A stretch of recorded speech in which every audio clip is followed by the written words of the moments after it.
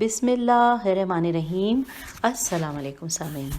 کتاب ترجمہ نہج البلاغہ جس کے مؤلف ہیں حجت الاسلام مولانا مفتی جعفر حسین، اور یہ پلیٹ فارم کاشانہ بصیرت کا جہاں پر ہم اور آپ مل کر انتہائی مستند کتابوں کا مطالعہ کرتے ہیں، اور بہت خوش نصیب ہیں ہم کہ ہم آج کل یہ کتاب نہج البلاغہ کا ترجمہ پڑھ رہے ہیں، جس کو پڑھتے ہوئے اب ہم الحمدللہ سیکنڈ لاسٹ پارٹ ہے یہ ہمارا، اور اللہ سے بہت ساری دعائیں ہیں پوری ریڈنگ کے دوران میں کرتی رہی، آپ لوگوں نے بھی کی ہوں گی۔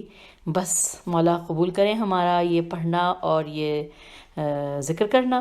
ہم پیج 939 پر ہیں اور یہ پارٹ نمبر 87 ہے، اور یہ سیکنڈ لاسٹ پارٹ ہے۔ ہم انشاءاللہ اس سے اگلی ریکارڈنگ جو ہوگی اس میں ہم اس کتاب کو الحمدللہ مکمل کر لیں گے۔ آئیے حکمت نمبر 417 سے آغاز کرتے ہیں آج کی ریڈنگ کا۔ ایک کہنے والے نے آپ کے سامنے استغفر اللہ کہا تو آپ نے اس سے فرمایا تمہاری ماں تمہارا سوگ منائے، کچھ معلوم بھی ہے کہ استغفار کیا ہے؟ استغفار بلند منزلت لوگوں کا مقام ہے، اور یہ ایک ایسا لفظ ہے جو 6 باتوں پر حاوی ہے۔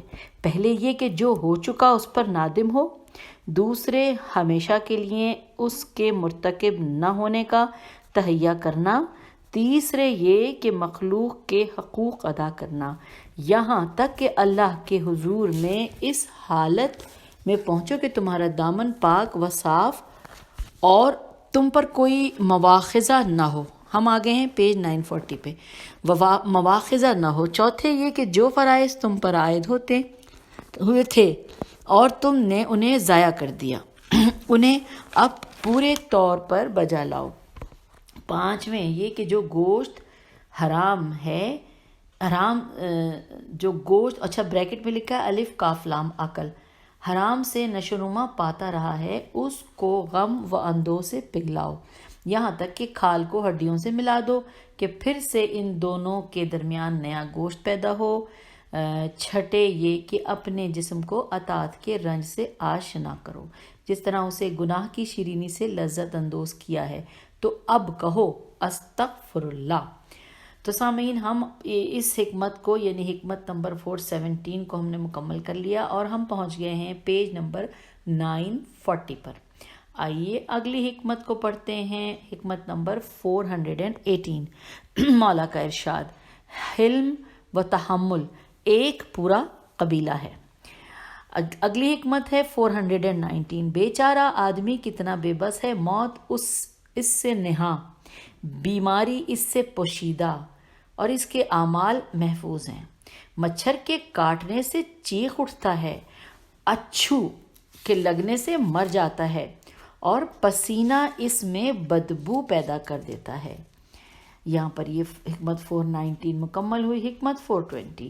وارد ہوا ہے کہ حضرت اپنے اصحاب کے درمیان بیٹھے ہوئے تھے کہ ان کے سامنے سے ایک حسین عورت کا گزر ہوا جسے ان لوگوں نے دیکھنا شروع کیا، جس پر حضرت نے فرمایا ان مردوں کی آنکھیں تاکنے والی ہیں، اور یہ نظر بازی ان کی خواہشات کو پرانگیختہ کرنے کا سبب ہے، لہٰذا اگر تم میں سے کسی کی نظر ایسی عورت پر پڑے کہ جو اسے اچھی معلوم ہو تو اسے اپنی زوجہ کی طرف متوجہ ہونا چاہیے، کیونکہ یہ عورت بھی عورت کے مانند ہے۔ یہ سن کر ایک خارجی نے کہا کہ خدا اس کافر کو قتل کرے، یہ کتنا بڑا فقیہ ہے۔ یہ سن کر لوگ اسے قتل کرنے اٹھے۔ حضرت نے فرمایا کہ ٹھہرو، زیادہ سے زیادہ گالی کا بدلہ گالی سے ہو سکتا ہے، یا اس کے گناہ ہی سے درگزر کرو۔ اچھا، یہ حکمت ختم ہو گئی۔ اب ہم حکمت 421 پہ آ گئے ہیں۔ لکھا ہے اتنی عقل تمہارے لیے کافی ہے کہ جو گمراہی کی راہوں کو ہدایت کے راستوں سے الگ کر کے تمہیں دکھا دے۔ اب آئیے حکمت 422 پڑھتے ہیں۔ مولا کا ارشاد، اچھے کام کرو اور تھوڑی سی بھلائی کو بھی حقیر نہ سمجھو، کیونکہ چھوٹی سی نیکی بھی بڑی اور تھوڑی سی بھلائی بھی بہت ہے۔ تم میں سے کوئی شخص یہ نہ کہے کہ اچھے کام کے کرنے میں کوئی دوسرا مجھ سے زیادہ سزاوار ہے، ورنہ خدا کی قسم ایسا ہی ہو کر رہے گا۔ کچھ نیکی والے ہوتے ہیں اور کچھ برائی والے۔ جب تم نیکی یا بدی کسی ایک کو چھوڑ دو گے تو تمہارے بجائے اس کے اہل اسے انجام دے کر رہیں گے۔ یہاں پر یہ حکمت ختم ہو گئی۔ اب ہم حکمت نمبر 423 پڑھیں گے۔ جو اپنے اندرونی حالات کو درست رکھتا ہے خدا اس کے ظاہر کو بھی درست کر دیتا ہے، اور جو دین کے لیے سرگرم عمل ہوتا ہے اسے اس کی دنیا کے کاموں کو پورا کر دیتا ہے۔ جو اپنے اور اللہ کے درمیان خوش معاملگی رکھتا ہے خدا اس کے اور بندوں کے درمیان کے معاملات ٹھیک کر دیتا ہے۔ ہم آگے ہیں پیج نمبر 942 پر اور حکمت نمبر 424 پر۔ حلم و تحمل ڈھانکنے والا پردہ اور عقل کاٹنے والی تلوار ہے، لہٰذا اپنے اخلاق کے کمزور پہلو کو حلم و بردباری سے چھپاؤ اور اپنی عقل سے خواہش نفسانی کا مقابلہ کرو۔ اب حکمت نمبر 425 بندوں کی منفعت رسانی کے لیے اللہ کچھ بندگان خدا کو نعمتوں سے مخصوص کر لیتا ہے، لہٰذا جب تک وہ دیتے دلاتے رہتے ہیں اللہ ان نعمتوں کو ان کے ہاتھوں میں برقرار رکھتا ہے۔ یہ میں نے دوبارہ پڑھ دیا۔ اور جب ان نعمتوں کو روک لیتے ہیں تو اللہ ان سے چھین کر دوسروں کی طرف منتقل کر دیتا ہے۔ اچھا جی، یہ ہم نے پڑھ لیا۔ اب ہم پڑھنے جا رہے ہیں حکمت نمبر 426۔ کسی بندے کے لیے مناسب نہیں کہ وہ دو چیزوں پر بھروسہ کرے، ایک صحت اور دوسرے دولت، کیونکہ ابھی تم کسی کو تندرست دیکھ رہے تھے کہ وہ دیکھتے ہی دیکھتے بیمار پڑ جاتا ہے، اور ابھی تم اسے دولت مند دیکھ رہے تھے کہ فقیر و نادار ہو جاتا ہے۔ اب آئیے حکمت نمبر 427 کو پڑھتے ہیں۔ مولا کا ارشاد کہ جو شخص اپنی حاجت کا گلہ کسی مرد مومن سے کرتا ہے گویا اس نے اللہ کے سامنے اپنی شکایت پیش کی، اور جو کافر کے سامنے گلہ کرتا ہے گویا اس نے اپنے اللہ کی شکایت کی۔ اب ہم آگے ہیں پیج نمبر 943 پر اور حکمت نمبر 428 پڑھنے جا رہے ہیں۔ ایک عید کے موقع پر فرمایا، عید صرف اس کے لیے ہے جس کے روزوں کو اللہ نے قبول کیا ہو اور اس کے قیام یعنی نماز کو قدر کی نگاہ سے دیکھتا ہو، اور ہر وہ دن کہ جس میں اللہ کی معصیت نہ کی جائے عید کا دن ہے۔ اس حکمت کے بارے میں کتاب میں لکھا ہے، اگر حس و ضمیر زندہ ہو تو گناہ کی تکلیف دے یاد سے اطمینان قلب جاتا رہتا ہے، کیونکہ طمانینت و مسرت اسی وقت حاصل ہوتی ہے جب روح گناہ کے بوجھ سے ہلکی اور دامن معصیت کی آلائش سے پاک ہو، اور سچی خوشی زمانے اور وقت کی پابند نہیں ہوتی، بلکہ انسان جس دن چاہے گناہ سے بچ کر اس مسرت سے کیف اندوز ہو سکتا ہے، اور یہی مسرت حقیقی مسرت اور عید کا پیغام ہوگی۔ اس کے بعد ایک مصرع لکھا ہے، ہر شب قدر است اگر قدر بدانی۔ یہ دیکھیے، مجھے لگتا ہے یہ فارسی کی یہ جو مصرع تھا یہ میں نے صحیح پڑھ دیا، لیکن جو فارسی جانتے ہیں میں ان کے ساتھ بہت شرمندہ ہوں۔ میں نے پوری کتاب پڑھتے میں فارسی کے ساتھ کوئی انصاف نہیں کیا۔ یہ آگے چلتے ہیں۔ حکمت نمبر 429، قیامت کے دن سب سے بڑی حسرت اس شخص کی ہوگی جس نے اللہ کی نافرمانی کر کے مال حاصل کیا ہو، اور اس کا وارث وہ شخص ہوا ہو جس نے اسے اللہ کی اطاعت میں صرف کیا ہو، کہ یہ تو اس مال کی وجہ سے جنت میں داخل ہوا اور پہلا اس کی وجہ سے جہنم میں گیا۔ اب حکمت نمبر 430، لین دین میں سب سے زیادہ گھاٹا اٹھانے والا اور دوڑ دھوپ میں سب سے زیادہ ناکام ہونے والا وہ شخص ہے جس نے مال کی طلب میں اپنے بدن کو بوسیدہ کر ڈالا ہو، مگر تقدیر نے اس کے ارادوں میں اس کا ساتھ نہ دیا ہو، لہٰذا وہ دنیا سے بھی حسرت لیے ہوئے گیا اور آخرت میں بھی اس کی پاداش کا سامنا کیا۔ اچھا، یہاں پر یہ حکمت تو مکمل ہو گئی۔ اس کے بارے میں نیچے لکھا ہے، انسان زندگی بھر تگ و دو کرنے کے باوجود دنیا کی تمام کامرانیوں سے ہمکنار نہیں ہو سکتا۔ اگر کہیں سعی و طلب کے نتیجے میں کامیاب ہوتا ہے تو اسے بہت سے موقعوں پر ناکامی و نامرادی سے دوچار اور تقدیر کے سامنے درماندہ و سر افگندہ ہونا ہو کر اپنے ارادوں سے دستبردار بھی ہونا پڑتا ہے۔ اگر غور کیا جائے تو بخوبی اس نتیجے میں پہنچا جا سکتا ہے کہ جب دنیا طلب و کوشش کے باوجود حاصل نہیں ہوتی تو اخروی کامرانی بغیر طلب و سعی کے کیوں کر حاصل ہو سکتی ہے۔ اچھا، ہم آگے ہیں پیج 944 پہ، اور اس حکمت کی جو تفصیلات کے بعد میں پھر فارسی کا ایک شعر آ گیا اور میں پھر پھنس گئی ہوں، لیکن میں کوشش کروں گی۔ دنیا طلبیدید و بمقصد نا رسیدید، یا رب چه شد آخرت نا طلبیدہ۔ اچھا جی، شاید صحیح پڑھ دیا ہو، نہیں تو پھر معافی۔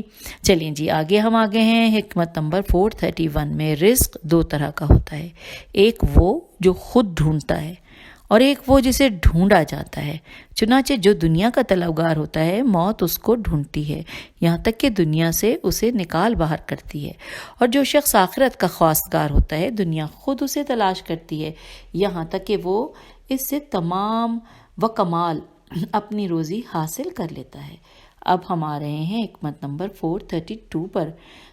دوستان خدا وہ ہیں کہ جب لوگ دنیا کے ظاہر کو دیکھتے ہیں تو وہ اس کے باطن پر نظر کرتے ہیں، اور جب لوگ اس کی جلد میسر آ جانے والی نعمتوں میں کھو جاتے ہیں تو وہ آخرت میں حاصل ہونے والی چیزوں میں منہمک رہتے ہیں، اور جن چیزوں کے متعلق انہیں یہ کھٹکا تھا کہ وہ انہیں تباہ کریں گے، انہیں تباہ کر کے رکھ دیا، اور جن چیزوں کے متعلق انہوں نے جان لیا کہ وہ انہیں چھوڑ دینے والی ہیں، انہوں نے خود چھوڑ دیا، اور دوسروں کی دنیا زیادہ سمیٹنے کو کم خیال کیا اور اسے حاصل کرنے کو کھونے کے برابر جانا۔ وہ ان چیزوں کے دشمن ہیں جن سے دوسروں کی دوستی ہے، اور ان چیزوں کے دوست ہیں جن سے اوروں کو دشمنی ہے۔ ان کے ذریعے سے قرآن کا علم حاصل ہوا، اور قرآن کے ذریعے سے ان کا علم ہوا، اور ان کے ذریعے سے کتاب خدا محفوظ، اور وہ اس کے ذریعے سے برقرار ہیں۔ وہ جس چیز کی امید رکھتے ہیں اس سے کسی چیز کو بلند نہیں سمجھتے، اور جس چیز سے خائف ہیں اس سے زیادہ کسی شے کو خوفناک نہیں جانتے۔ یہاں پر ہم آگے ہیں پیج نمبر 945 پر، اور اب ہم پڑھنے جا رہے ہیں حکمت نمبر 433۔ لذتوں کے ختم ہونے اور پاداشوں کے باقی رہنے کو یاد رکھو۔ اب اگلی حکمت 434۔ آزماؤ کہ اس سے نفرت کرو۔ سید رضی فرماتے ہیں کہ کچھ لوگوں نے اس فقرے کی جناب رسالت مآب صلی اللہ علیہ وآلہ وسلم سے روایت کی ہے، مگر اس کے کلام امیر المومنین علیہ السلام ہونے کے میم واو یہ دال الف تے مویدات میں سے ہے، وہ جسے ثعلب سے عین لام بے نے بیان کیا ہے۔ وہ کہتے ہیں کہ مجھ سے ابن عرابی نے بیان کیا کہ ماموں نے کہا کہ اگر حضرت علی علیہ السلام نے یہ نہ کہا ہوتا کہ انورٹڈ کاما آزماؤ کہ اس سے نفرت کرو انورٹڈ کاما کلوز، تو میں یوں کہتا کہ دشمنی کرو اس سے تاکہ آزماؤ۔ اب آئیے حکمت نمبر 435 کو پڑھتے ہیں۔ مولا کا ارشاد ہے کہ ایسا نہیں کہ اللہ کسی بندے کے لیے شکر کا دروازہ کھولے اور نعمتوں کی افزائش کا دروازہ بند کر دے، اور کسی بندے کے لیے دعا کا دروازہ کھولے اور در قبولیت کو اس کے لیے بند رکھے، اور کسی بندے کے لیے توبہ کا دروازہ کھولے اور مغفرت کا دروازہ اس کے لیے بند کر دے۔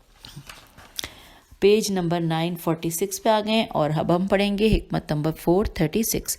لوگوں میں سب سے زیادہ کرم و بخشش کا وہ اہل ہے جس کا رشتہ اشراف سے ملتا ہو۔ یہاں پہ یہ حکمت ختم۔ اگلی حکمت ہے 437۔ آپ سے دریافت کیا گیا کہ عدل بہتر ہے یا سخاوت؟ سوالیہ نشان۔ فرمایا کہ عدل تمام امور کو ان کے موقع محل پر رکھتا ہے، اور سخاوت ان کو ان کی حدوں سے باہر کر دیتی ہے۔ عدل سب کی نگہداشت کرنے والا ہے، اور سخاوت اسی سے مخصوص ہوگی جسے دیا جائے، لہٰذا عدل سخاوت سے بہتر و برتر ہے۔ اب ہم آ گئے ہیں حکمت نمبر 438۔ لوگ جس چیز کو نہیں جانتے اس کے دشمن ہوتے ہیں۔ اب آئیے پڑھتے ہیں حکمت 439. زہد کی مکمل تعریف قرآن کے 2 جملوں میں ہے. یہ جملہ جو میں نے پڑھا یہ بریکٹ میں تھا. اس کے آگے لکھا ہے ارشاد الہی ہے انورٹڈ کاما کہ جو چیز تمہارے ہاتھ سے جاتی رہے اس پر رنج نہ کرو، اور جو چیز خدا تمہیں دے اس پر اتراؤ نہیں، انورٹڈ کاما کلوز. لہٰذا جو شخص جانے والی چیز پر افسوس نہیں کرتا اور آنے والی چیز پر اتراتا نہیں، اس نے زہد کو دونوں سمتوں سے سمیٹ لیا. اب آئیے اگلی حکمت 440. نیند دن کی مہموں میں بڑی کمزوری پیدا کرنے والی ہے. یہاں پہ یہ حکمت 440 ختم. اب حکمت 441. حکومت لوگوں کے لیے آزمائش کا میدان ہے. اب 441 حکمت مکمل کر کے اب ہم پیج 947 پہ آ گئے ہیں اور حکمت نمبر 442 پڑھنے جا رہے ہیں. تمہارے لیے ایک شہر دوسرے شہر سے زیادہ حقدار نہیں، بلکہ بہترین شہر وہ ہے جو تمہارا بوجھ اٹھائے. اب ہم آ گئے ہیں حکمت نمبر 443 پہ. جب مالک اشتر کی خبر شہادت آئی تو فرمایا مالک کیا شخص تھا. خدا کی قسم اگر وہ پہاڑ ہوتا تو ایک کوہ بلند ہوتا، اور اگر وہ پتھر ہوتا تو ایک سنگ گراں ہوتا کہ نہ تو اس کی بلندیوں تک کوئی سین پہ پیش ہے پہنچ سکتا اور نہ کوئی پرندہ وہاں تک پر مار سکتا. سید رضی کہتے ہیں کہ فنداس فینون دال الف سین فند اس پہاڑ کو کہتے فینون دال اس پہاڑ کو کہتے ہیں جو دوسرے پہاڑوں سے الگ ہو. اور اب ہم پڑھنے جا رہے ہیں حکمت نمبر 444. مولا کا ارشاد وہ تھوڑا سا عمل جس میں ہمیشگی ہو اس زیادہ سے بہتر ہے جو دل تنگی کا باعث ہو. آئیے اب پڑھتے ہیں حکمت 445. مولا فرما رہے ہیں کہ اگر کسی آدمی میں عمدہ و پاکیزہ خصلت ہو تو ویسی ہی دوسری خصلتوں کے متوقع رہو. اب اس حکمت کے بارے میں کچھ تفصیلات ہیں، آئیے جانتے ہیں. انسان میں جو اچھی یا بری خصلت پائی جاتی ہے وہ اس کی افتا و طبیعت کی وجہ سے وجود میں آتی ہے، اور اگر طبیعت ایک خصلت کی متقاضی ہے تو اس خصلت سے ملتے جلتے ہوئے دوسرے خصائل کی بھی متقاضی ہوگی. اسی لیے کہ طبیعت کے تقاضے دونوں جگہ پہ یکساں کارفرما ہوتے ہیں. چنانچہ ایک شخص اگر زکوٰۃ و خمس ادا کرتا ہے تو اس کے معنی یہ ہیں کہ اس کی طبیعت ممسک و بخیل نہیں، لہٰذا اس سے یہ توقع بھی کی جا سکتی کہ وہ دوسرے امور خیر میں بھی خرچ کرنے سے دریغ نہیں کرے گا. اسی طرح اگر کوئی جھوٹ بولتا ہے تو اس سے یہ امید بھی کی جا سکتی ہے کہ وہ غیبت بھی کرے گا، کیونکہ یہ دونوں عادتیں ایک دوسرے سے ملتی جلتی ہیں. آئیے اب ہم آ گئے ہیں پیج نمبر 948 پر اور حکمت نمبر 446 پڑھنے جا رہے ہیں. مولا کا ارشاد ہے، نہیں پہلے یہ لکھا ہے کہ فرزوق کے باپ غالب ابن صعصعہ سواد عین ہے سے باہمی گفتگو کے دوران فرمایا. اب مولا کا ارشاد ہے کہ وہ تمہارے بہت سے اونٹ کیا ہوئے؟ سوالیہ نشان. کہا کہ حقوق کی ادائیگی نے انہیں منتشر کر دیا. فرمایا انورٹڈ کاما یہ تو ان کا انتہائی اچھا مصرف ہوا، انورٹڈ کاما کلوز. آئیے اب حکمت 447 پڑھتے ہیں. مولا کا ارشاد جو شخص احکام فقہ کے جانب بغیر تجارت کرے گا وہ ربا میں مبتلا ہو جائے گا. اگلی حکمت 448. جو شخص ذرا سی مصیبت کو بڑی اہمیت دیتا ہے اللہ اسے بڑی مصیبتوں میں مبتلا کر دیتا ہے. حکمت نمبر 449. جس کی نظر میں خود اپنے نفس کی عزت ہوگی وہ اپنی نفسانی خواہشوں کو بے وقت سمجھے گا. حکمت نمبر 450. کوئی شخص کسی دفعہ ہنسی مذاق نہیں کرتا مگر یہ کہ وہ اپنی عقل کا ایک حصہ اپنے سے الگ کر دیتا ہے. حکمت نمبر 451. جو تمہاری طرف جھکے اس سے بے اعتنائی برتنا اپنے خط و نصیب میں خسارہ کرنا ہے، اور جو تم سے بے رخی اختیار کرے اس کی طرف جھکنا نفس کی ذلت ہے. اب آئیے حکمت 452. اصل فقر و غنا، اور اس کے آگے لکھا ہے بریکٹ میں کہ قیامت میں. اصل فقر و غنا قیامت میں اللہ کے سامنے پیش ہونے کے بعد ہوگا. اب آگے ہیں سامعین اس حکمت کو یعنی کہ حکمت 452 کو پڑھنے کے بعد ہم پیج نمبر 949 پہ اور پڑھیں گے حکمت نمبر 453۔ زیر ہمیشہ ہمارے گھر کا آدمی رہا، زبیر بے میں نے دیکھا ہی نہیں سامعین، میں معذرت چاہتی ہوں۔ زبیر ہمیشہ ہمارے گھر کا آدمی رہا یہاں تک کہ اس کا بدبخت بیٹا عبداللہ نمودار ہوا۔ یہاں پر بس صرف اتنی سی بات لکھی ہے۔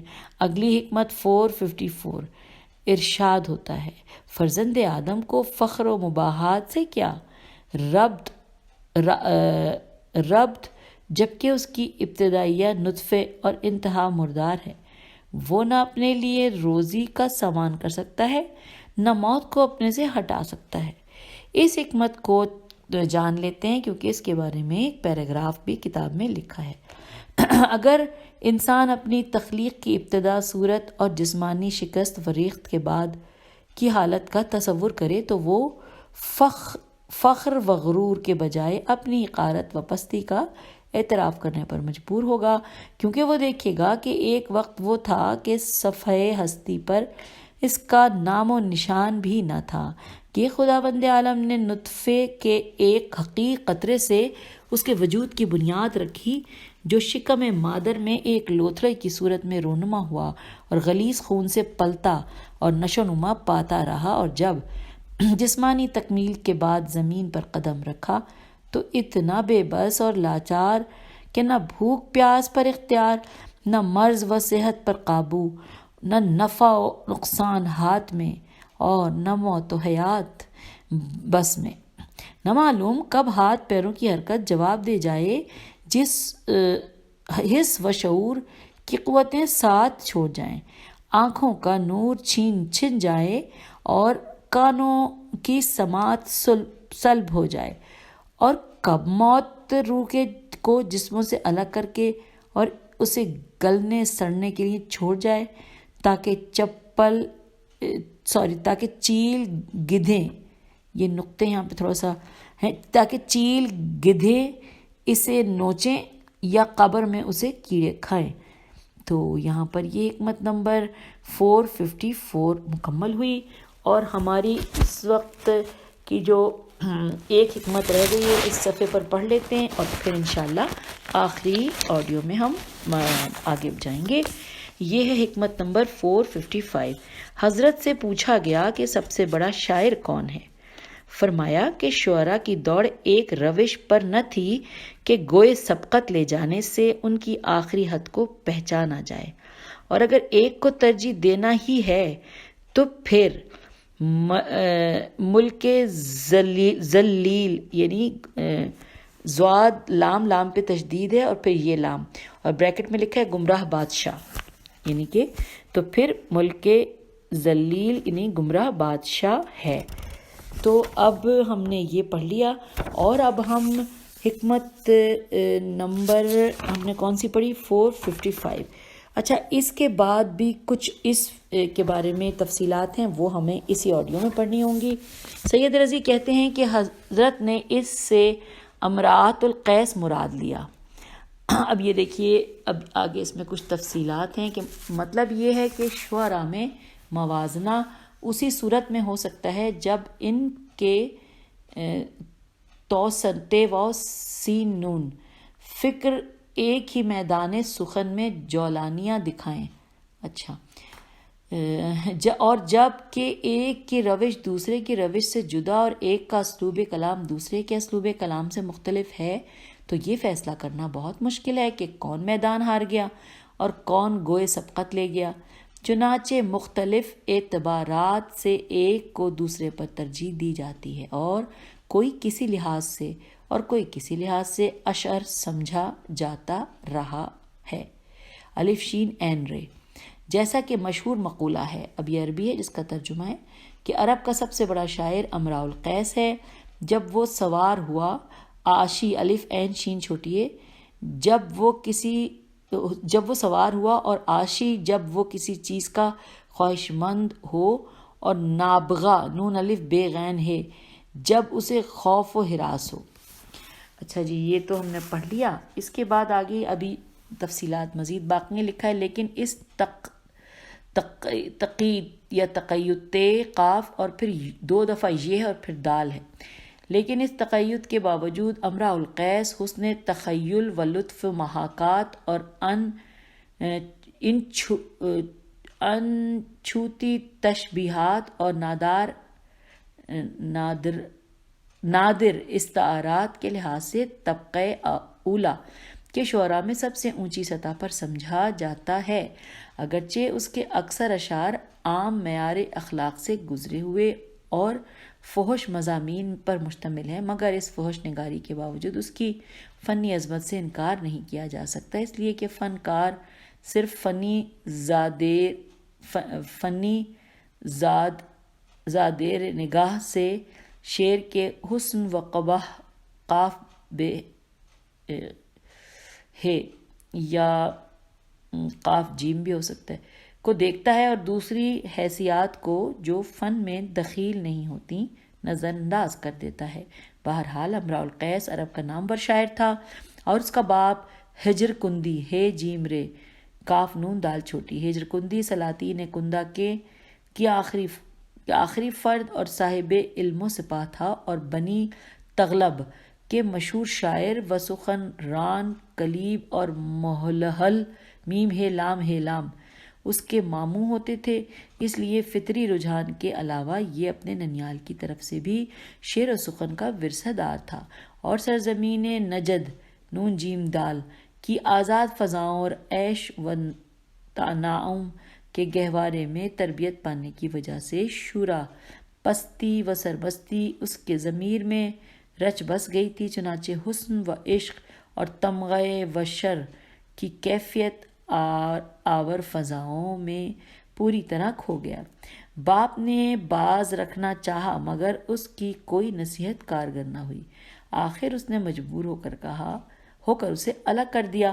الگ ہونے کے بعد اس کے لیے کوئی روک ٹوک نہ تھی، پوری طرح داد عیش اور عشرت دینے پر اتر آیا، اور جب اپنے باپ کے مارے جانے کی اسے خبر ہوئی تو اس کے قصاص کے لیے کمر بستہ ہوا اور مختلف قبیلوں کے چکر لگائے تاکہ ان سے مدد حاصل کرے، اور جب کہیں سے حسب دلخواہ امداد حاصل نہ ہوئی تو قیصر و روم کے ہاں جا پہنچا اور اس سے مدد کا طالب ہوا۔